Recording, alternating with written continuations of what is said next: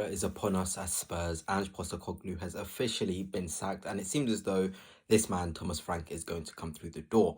We'll look at a transfer in terms of Brian Mbeumo, and we'll look at the system that Frank will implement for Spurs in possession and out of possession, and how Spurs may look with it. But before I begin, if you are new here, please hit the subscribe and like as well. It'd be greatly appreciated. Let's just look at the reports, and Fabrizio Romano came out to say Tottenham are aware of Thomas Frank's position. He wants the job and he's keen on becoming the new Spurs coach. So he has already accepted that offer, it seems, in his head. Whether it's official, whether it's going to get announced, that will be done in due course. But the fact that Frank is in a position that he wants to move to Spurs is great news. And obviously Thomas Frank to be confirmed as Tottenham manager next week. This is from the Mirror, quite respectable news outlet. So Tottenham fans, you can start to get excited for Thomas Frank for sure.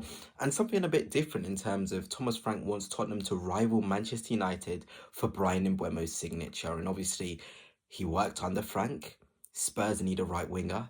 It just seems as though this story may not be quite over. And I feel like someone like Brian Mbeumo will certainly elevate Spurs in the attacking situations with how Frank wants to play in and out of possession.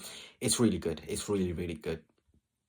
But let's get into it. Let's start straight away with how Frank is going to sort of set up. Massive shout out to EBL on Twitter, a very, very good person in terms of analysis, and he's put these images together. And I'm just going to talk through what essentially Frank likes to do in the attacking situations. And here you can see it. That is 5 attackers across the Liverpool back line. This is 2-3 seasons ago, I think, when Tony was still there.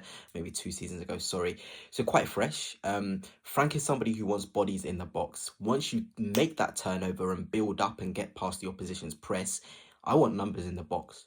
This is how he maximizes the goal threat of Brentford. You know, he's going to want Spurs to be in a situation where they can send 4 or 5 players into the box at once. Underlaps are a key thing for Frank as well, because he often can build up with a 3, with a 4. Depending on whoever the opposition is, Frank will implement a different build-up style. At the end of the day, what doesn't change is the amount of bodies that will be in the box. And that's pivotal. When you want to coach an attack, you don't want too many instructions. You don't want formation to sort of influence how the build-up is. It's, no, not how the build-up is, sorry, how the attacking sort of rotations are. I think every player understands, okay, we're in a situation where we've turned over the opposition. My job is to be a runner into box. My job is to receive the pass from the wide positions.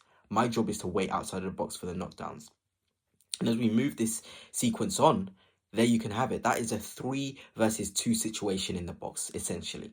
So when that ball then comes in, you've got Brentford players outnumbering Liverpool in the box. And this is from a build-up situation. So Frank isn't just direct. He can be direct, but he's noticed, okay, we can actually break a press in a way which we can still have bodies going forward.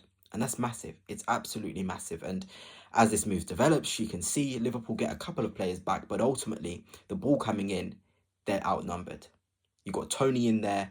You've got another, aerial threats in there. I'm not sure about the specific players in this sort of build-up, but they're all powerhouses in the air. That's where you can see sometimes you'll see Norgard get into the box and score when it was 3-2. I think it was 2-2 actually against Manchester City where you got that last minute winner. Just watch the sequence, watch the bodies into the box, watch the rotations.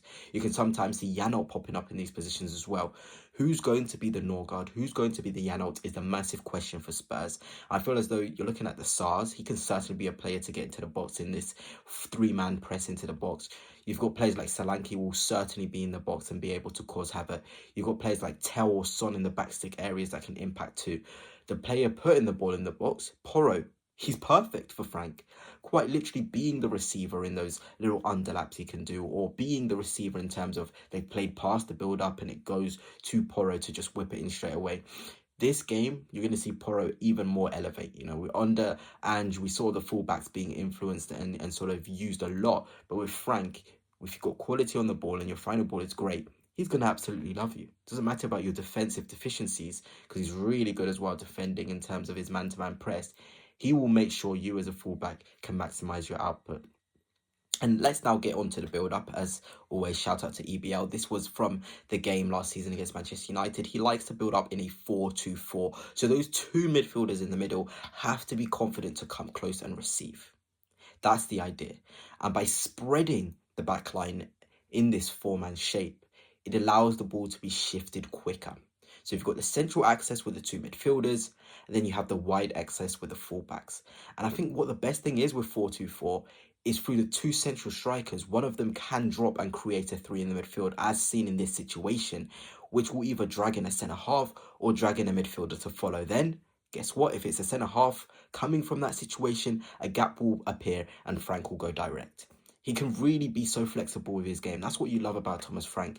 If he can be direct, he'll be direct. If he can play through you, he wants you to play through them. It's all about confidence and expression from his players. He'll lay the blueprint, but you've got to see the game for yourself. All right, I see a centre half has followed the striker in from the 4-4-2-4 situation.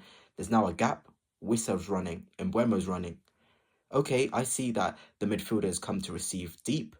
Let's widen the pitch as fullbacks. Okay, let's come inside a little bit and drag the winger with me so Mbeumo have space.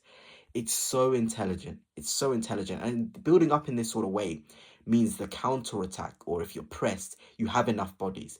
You have enough bodies to defend and come back. You know, he really is an adaptable coach. And when we're talking about this press, he likes to go man to man. As you can see, every single player in the pressing situation has somebody they need to be looking after. And that's how you squeeze an opposition in. He'll be like, okay, we can do this press. If a team plays out of the press, I'll put my hands up and say, well done. You've got to have a lot of quality in the Premier League to play out of a press. And Frank is in a position to be like, I know my team has pressed here. So if you're able to play out of it, that's your individual quality. I put my hands in the air. But if you can't, we're going to get a lot more goals than we're going to lose goals by being aggressive in the press. He's not a conservative manager at all. I think this has been the misconception. That's why Spurs liked Marco Silva as well. He's quite a pressing manager too in terms of he likes to press. But Thomas Frank, man to man, structurally, one of the best coaches in the league. He's going to really elevate Spurs. And as an Arsenal fan, I don't like it. I really don't. But anyway, let's look at that on the ball shape. I could see Spurs lining up like this. It could be Maddison. It could be even Richarlison in the 4-2-4. In Buemo, I've put him in there. Obviously, it's likely he goes to United, to be honest. But if Spurs can make a late hijack for it, wouldn't be bad whatsoever. I think Bergvall is one of the very few players who can receive from the deeper areas in that 4-2-4. I think probably an Angelo Stiller, Johnny Cardoso would have been great for Spurs in that sense. You need someone very confident on receiving and being good in terms of if contact comes onto them, they're able to shrug it off. They're able to be strong. You know, I've said it many times. I think Porro is going to be the massive winner from this Thomas Frank appointment for sure. I want you to remember this video. Porro is going to really elevate from those wide positions, those crosses into the box, those freedom he'll get, whether it's a 3 at the back formation into a game, whether it's a 4 at the back formation into a game. Porro will have the freedom to show his attacking quality and output.